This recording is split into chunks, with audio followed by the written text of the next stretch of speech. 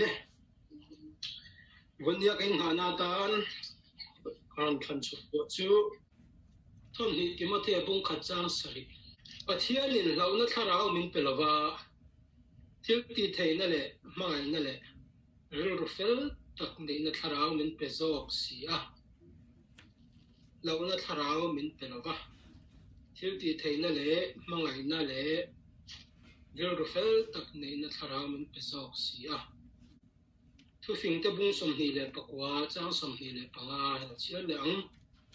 มีดังไงดานปอยสักลวดเราออกมาลัลปาอินหาเอโรจูอหิม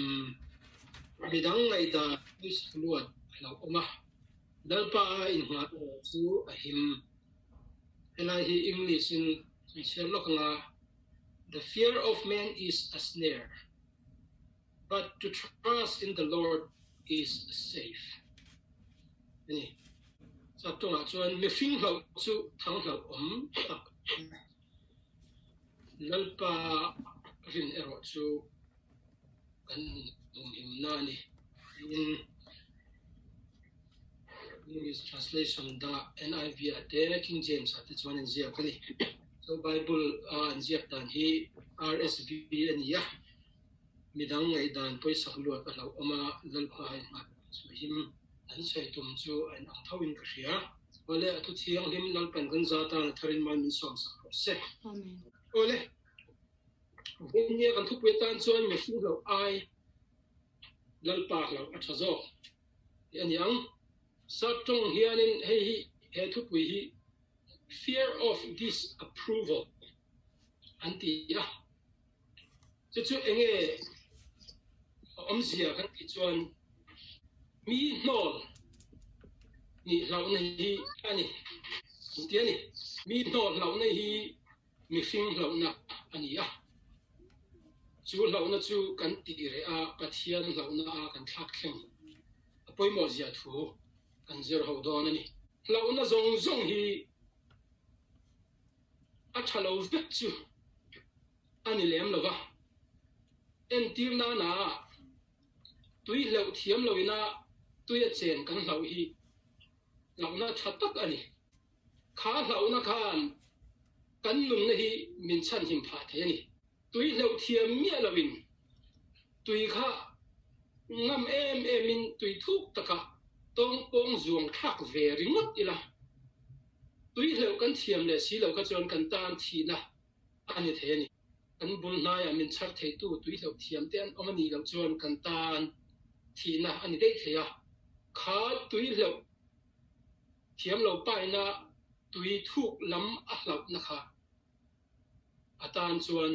anun na hum him tu ani ve dei thei chung te ang chuan chen khatin rule te kan lau em me a ke po rule hi bible adamale avi te bum tu ni wang ya mani tun hian ka lau em me a kan chen om te hian rule an ne ya mi chu thei lo tur nei lo chung ho an ron ta tak ke pa ni hian ni an ron ken chua chang po hian no pang ho chuan an vazim lai thina ke chuan ka zim ngam mi lo ni chung ti ang khop chuan rule chu ka lau ve ni thingkung lom te po hi ka lau khop mai ke mun sang reng a sang lai reng hi ka lawa ka ti fiam thu thina thingkung atang hi chuan in pathian den ka tong kam lo halo sela ka tla lum mi lo ang ka tia a chan chu ka lon thiam wang ni lo in ka lon thiam lo a sang ka lo wangin ka lon don lo ti hi ke ma hen ka chen em wangin thingkung atang thalum lo tu ra chuan in ka in da to pani chung ti ang chuan hlau na in chan him thei tu a lain hlau na ring tu te nun kan rin na min ti cha thei tu hlau na hi ve tlatani chung chuan kan lim na min dal theya kan chan thei tur lo thin na tam tak chang thei lo turin min uai pe ani kan chan pha na sa le thei ani chu chung mi zinga mi pakhat chu enge kan ti chuan mi nol lo na mi lom lo mi pom lo na ani a heng tiang ang ril ru hi mi tin hian kan nei cheu ani antia chu lo na chu chuan mi kara kan tlak thum na tur kha min dala mi atitima min titri a chung te ang ril ru hian lung oi lo na te hi min thlen thoi thin ani chung te ang lo na nei ho chu thin urna te hian min thoi thin a lung oi lo na hi ol sam te in min nei ye thei ani rin hlel na te hi kan nei zum maya in kha hun na lian tak min siam thin ani heng tiang ril ru hi tu te po hian kan lo nei ani ome chen khat chuan kan ne to a chen khat chuan kan la pai lian hle maya chung tiang te awang chuan rim na konga hian kan ke pen na kong min ti chak lo hle thei ani hi mi fing mi zia zinga kan pian rola lo tel ve kan nei nga ni om tak ani a in ngai nat lo te in hnol te hi mi fing kan pian rola om thei ani entirna pakhat chu opinion antia ngai dan hi tu te po hian kan nei ve vek wang ani ngai dan nei lo hi adik tak chuanin a om thei lo ani meeting na hianin thu kan soi thina a ke chu ngai dan kan nei hran lo ti a thu tho ve lo te soi ve lo te po hian ngai dan chu an nei ro reng ani ti ani a chung chu mi fing kan lo ni rual hian atel ngal veka abik takin changwa le nula te kara hian ei alang zual bik kum upato te chuan kan lo in sum theya kan lo ne thei te po ani mai thei nula le changwa te hian he hlau na hi an nei lian em ani anteni entir na changwa le nula awar deuh mai pakhat va bem turin avarima anula chuan min lo duangem o min lo hnolangem o kan ka min lo chhonangem o ti in hnol hlau chungin zak chungin avarima avakon thin ani ante chu hlau na chu tlangwal chuanin aton tlanga amma chhona chu hlau na chu ada chata nula chu ba biak ngam lo chuan ti kama alo thingai lo ani anti a chung tiang chuanin ngai dan hi kan nei a mi lo hnol ngai nat zong te ngai nat lo zong te du zong le du lo zong te hi mi hringina kan nei vek ani a chuti rual si chuanin chung tiang ang hnol ni le mi ngai lo mi lom lo zong ni chu kan hlau le si ani he hnol na hi he ril ru hi he hlau na hi engwang nge kan ne ti hi zona lian tak om thei ome bible lam mi thiam te chuan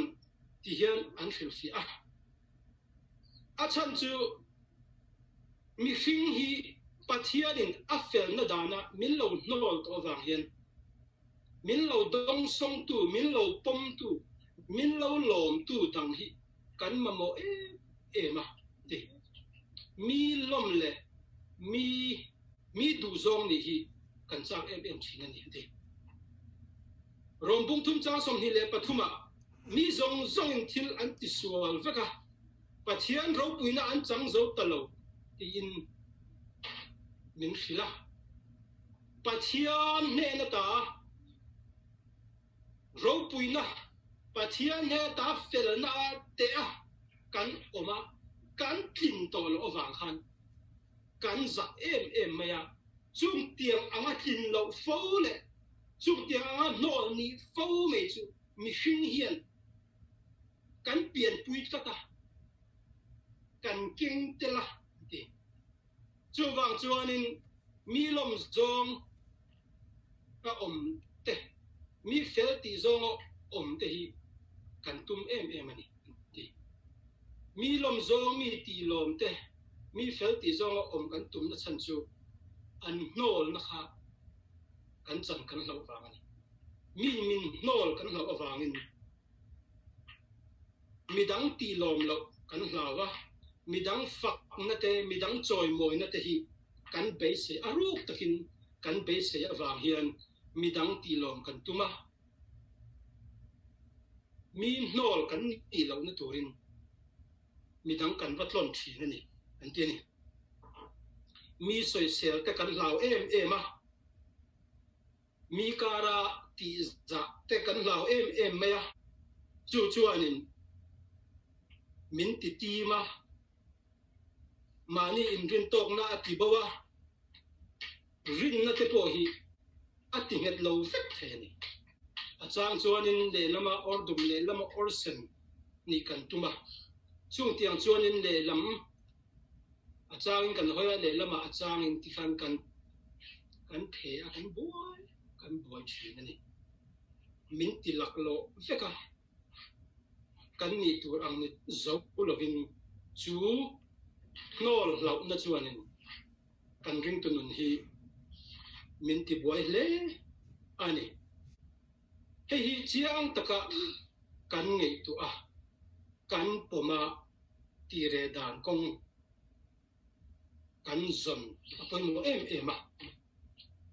chiang taka kan ngei tu chuan mi ina min no na lai tak hi eng wang nge mi ina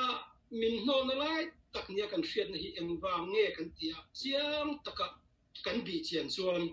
kan be se anga milo don som thin lo wa ani an ti ani chu psychology sawina an thia da na ni a midang hian milo lom le a milo fak le turte milo choi moi reng turte a keimani kan inda thin awang hianin chung tiang chon mi he na suti ril rupu chon mi he na kan vakal ta ni ma sela khang tiang kan be se am thluk kha mi in fak na le choi moi na lom na min lo pek lo awangin kan ril ru a be dong thina o he mi hian min no la ni hi ti in kan ril ru ati na min ti lung chia engamani thil pakhat kan ngai mel zong thil an ti phei chuan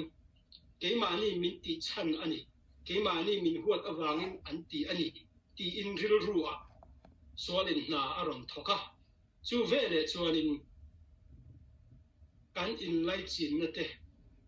kan in nel na zong kan in po na zong kha ati che the ani chu keimani lama a hian fel lo na lian tak chu thu chuan a oma chu fel lo na lian tak chu hlo na lian tak chu kan ti re a kan ti bo apoi mo em ani petera po khan he ngai na hi he hlo na hi he in fiat na hi lian takin ane yani chu khoya nge kan hu kan ti chuan isua an man tuma khanin petera nuna hian voi thum aron langa isua kha ges mani huana khan an mana an hruaya lalma ate puithiam ma ate an hruaya zangkhotlei warin athu an boi pui ani khati lai khan petera le azektir te ho khan arukin an zuya chutia an zui ko na lai taka chuan mun thuma khan petera kha nang po hi isua krista zektir tu kha inilomi ti in an ron zot ta chat mea petera chuan apha ani kha petera chuan a hlau hle mai kani ozong la veti in apha ani an zia mi pakhat phei kha chumo ges mani huana hoi sen taka ngun nam phoya a beng asa tha pa kha ani ngeng he ani tin luka chuan azia ani peteran iso krista alo rin na kha zudami ten puithiam ten kha hulai lal tena an pom dan an ngei dan an lom dan a khan petera kha alo in ngat na sa le ti chiang em ani mi pui tam takin an zui lai chuan a ka zir tir tu pa ani e ti in ti thei takin a zui thina ni ma se he mi hi zir tir na diklo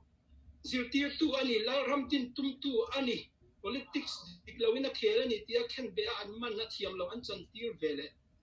chuanin a zir tir kan ni lo ve ti in rang takin a phale thoi mai ni kha ni ma se la peter chu Pentecost ni ati dang lama nu chuan hoi sen takin kha hlau na zong kha rin na in thak theng sakin na oma kha in khen be in mana nge kha kan ha Messiah Isu Christa chu ani ti in hoi sen takin apong so ngam ta ni kha pathian min fakin amro se a hlau na zong kha rin na a thak thenga alo oma wangin Pentecost ni mi sang tam takin chandam na an chang ani chau ani no Iso pa Josepha po kha Maria nu pui hual ani ya adu ema ni ma sala akhiat lo lain now alo king tatlat mai Mari i clearol te kum som paruk som pasari velek ani andringa kan nu pui hual kan ngai zong du lai em main cái mà ni thiếu ti tel ni lo bin now lo king ta thu mai sala an ril ru boy tor zia le karin ang alo van lo ve ka khiat lo vin min lo no reng ani mo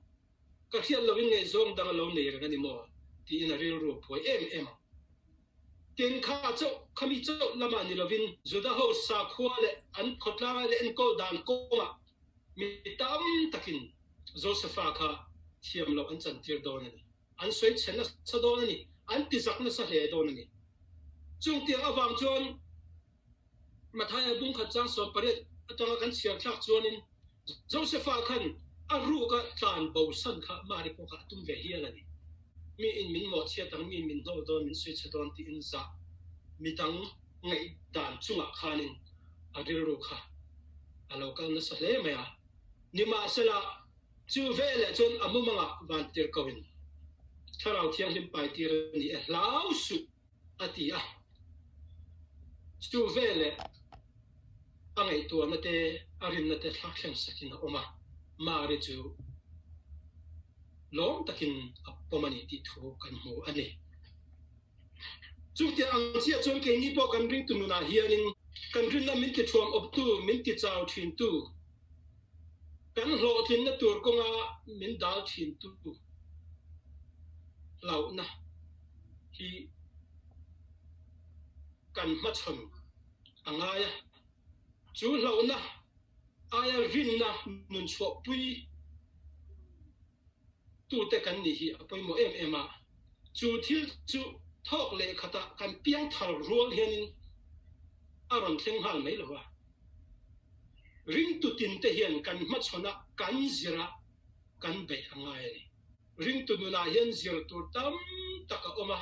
thok le khata awan tla kan chan thei thil tam tak om lain thil tam tak chu hun rei tak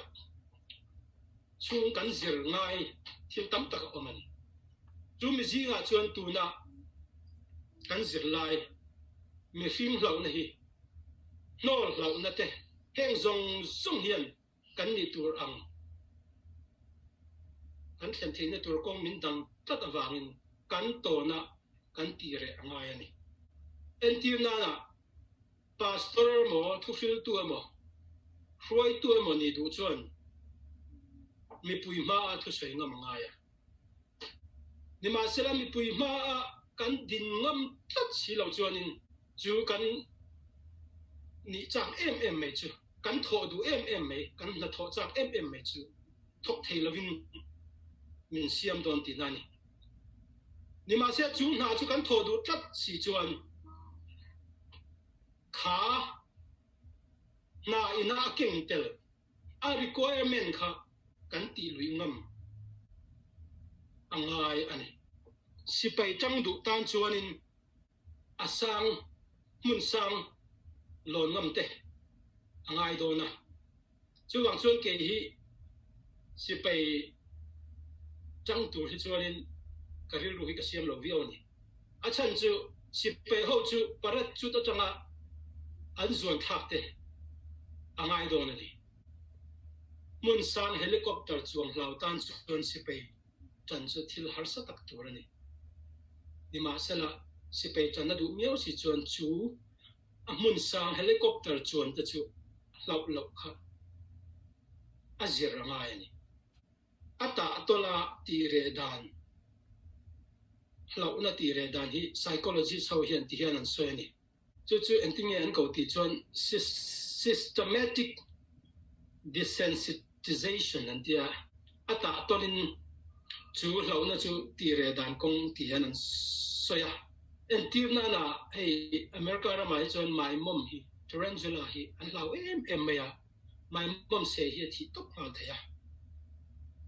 chung tiang chu mi tam tak hianin hlau an in zirtira an hlau em bokani chung tiang my mom hlau em ai spider hlau em mai ho hi an hlau na ti re na tan in tinge an zirtira an ti chuanin my mom film hi cartoon in an entir photani ti cartoon my mom cartoon na an siam khi an entira chuta an tlang ne an hua chuanin my mom thalak my mom tak thalak hi an entir le ani anti chutia adot le a chuan a my mom tak kha khatia atlang ne to nu chuan a my mom tak kha da thalang bo ma hian ama chuak thei tur si lo min lon se thei lo turin an khum beta my mom tak vei vak vel kha ni tam tak chung an entir le ni ti chung tianga ata tol te an entir chuanin my mom hlau na chu mi te chuan ti khanin a zoi in an ti re sak the ni an tia ato pa phei chuan an mani kuta te an lua te ti khan an wa ku tir ngam theng khanin chumi my mom hlau dan chu tharei tak training an la ani vonia hen ke ni po hian chu ti ang chia chuanin he min ti hlau thin tu mi kara thathum lo tu le mi te min tiring hal thin tu ngai dan thalo tak hi se te na tho ani ti hre in pathian rin na a kan in nga na tur kha mi fin hlau na min thak nga kan hlau tur zok hlau lovin kan hlau lo tur zok min hlau tira kong dik lo taka min foi tu min se kan hian he hlau na mang hian min them na sa a min be na sa ani chu wang chuanin ke ni point ni tina chu sual them na chu kan fiat thiama kan chu na kong kan zona a kan chu dan kan zir tak apoi mo ani ni tina kan soi petera te Josepha te po khan an lo nei ve a an ril ruan ngai tu na kha pathian ring tu ni ma sala pathian nung zui tu iso krista me ati sa a hring a kha na zui tu me ni ma sala an ngai tu na an ril ru kha huai penin alo om thina hlau na rama an lo cheng fat thina ni he hlau na hian mi hring min hlau tira mi hring ti lom turin kan tha kan hun tam tak min sen tira ni ma sala atop na ero chu thi na ni sia min thoi thei tlat ani voinia kan hlau tu zo khale kan ti tu zo chu pathian le thu te hi ni mi hring aya pathian ti dan hi kan zir apoi mo tak me wa mi hring te hi engma lo mai kan ni zia kan in fiat chian angaya mi hring te hi lau tur kan ni lo zia lau tlak kan ni lo zia hi ti hian kan Bible hian aseni mi hring chu pathian in a siam ani a Isaiah bung som lia chuan ati mi zong zong hi lo bet ang an ni a an ro puina zong zong ko phul pangpar ang ani a lalpa tho chuan a chem awangin lo bet chu a voya a par chu a chuai thi mi ta chu lo bet ang chau an ni lo bet chu a voya a par chu a chuai thi na kan pathian thu ero chu chatua nin omrenang ti in ati a ti in Isaiah ne na apon chu ti ani mi hring hi lau tlak kan omnya lova nima sela pathian ne na ta no la kan om to awangin midangin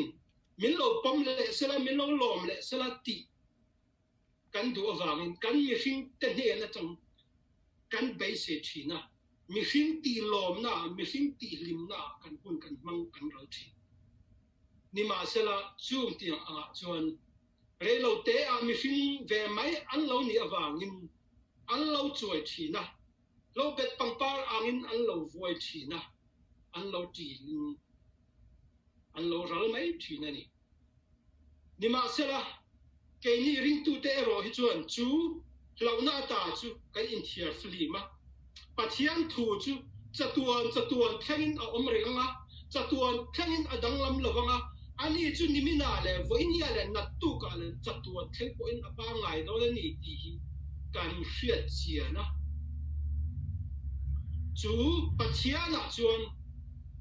kan in ma ngam hi poi mo tak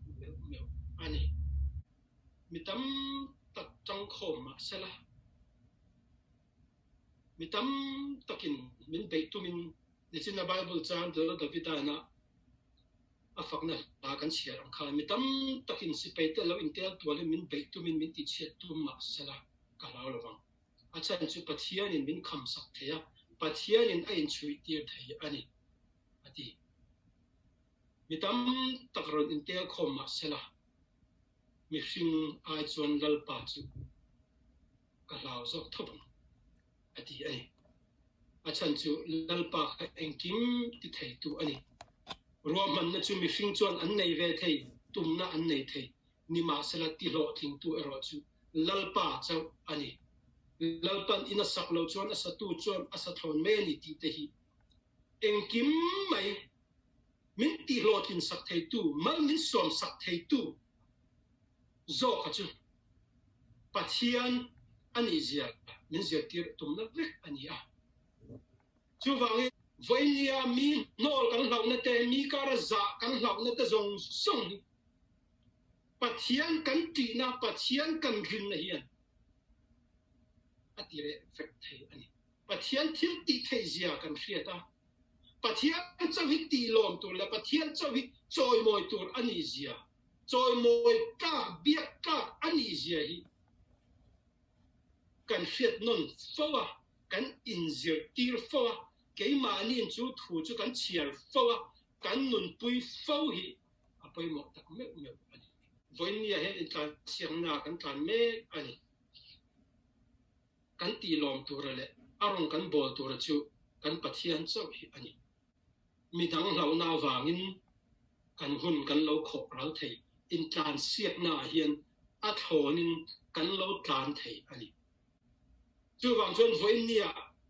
kan ti a kan rin a hi kan ti lo ma hi kan choi mo ya hi kan fak a hi pathian dong ni zel ro se in voinia fuina toi te kan soi du ani e lalpan kan zatan man min som sak ro se amen